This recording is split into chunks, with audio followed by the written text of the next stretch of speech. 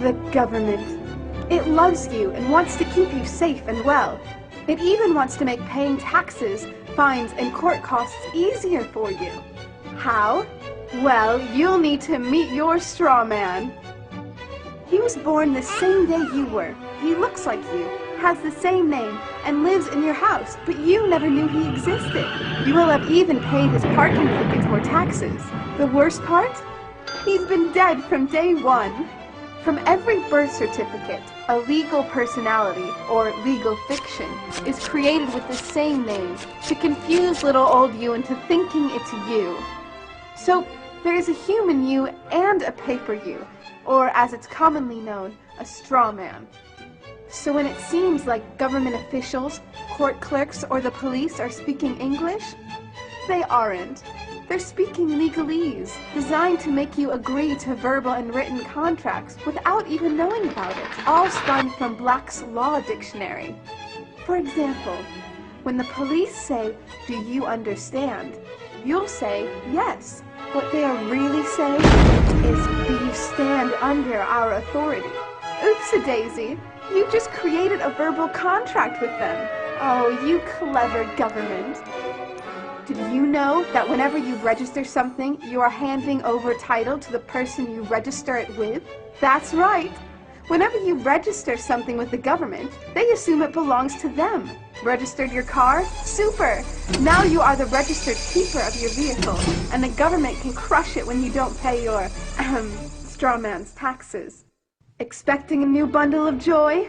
Well then you need to register your little darling with a birth certificate. Then they can start the process all over again and create a new straw man for your little one. Isn't that great? So when Junior grows up, he'll be able to generate revenue just like you have. When you notify on your baby by signing the birth certificate, your child becomes a ward of state.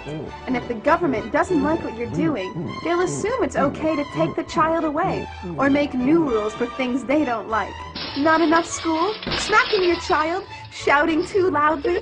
Then it's off to social services for the little one.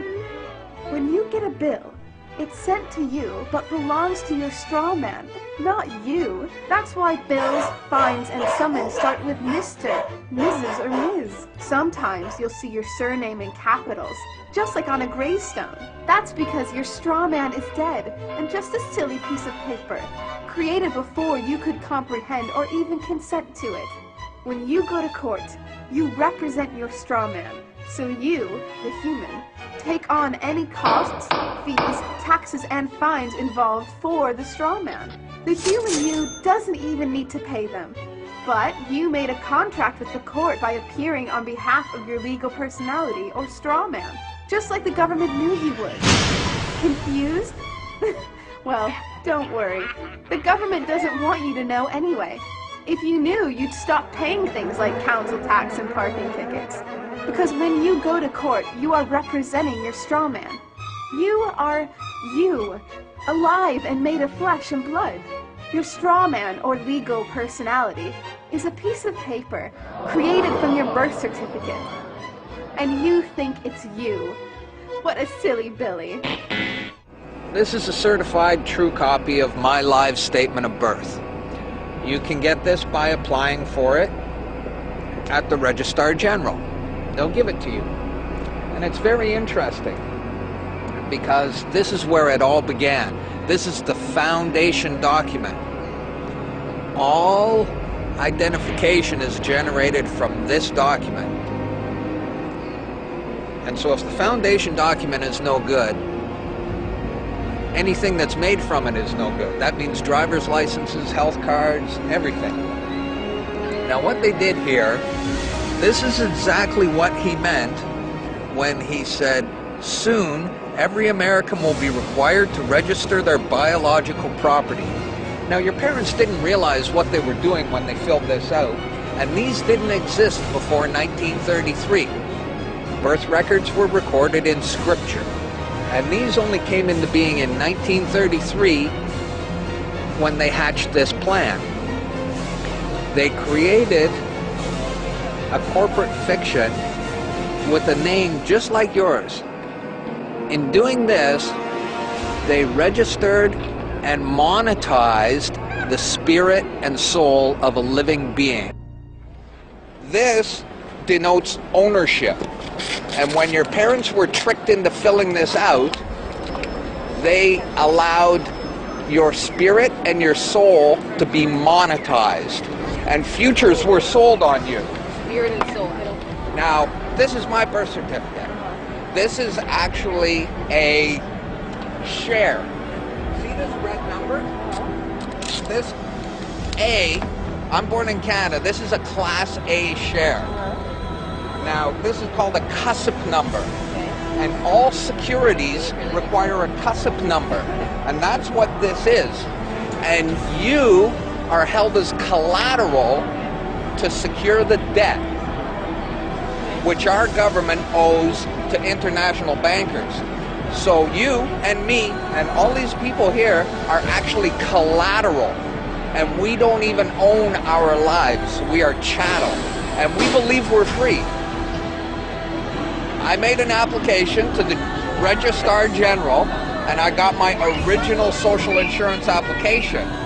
Now before they sent it to me, they put a little piece of paper over this before they photocopied it. Because my friend has his and they didn't block this out. And when you hold it up, you see Bank of Canada. It is said that the best slaves are the ones who don't know that they're enslaved. And we all have invisible chains on us and we don't know it. What truth?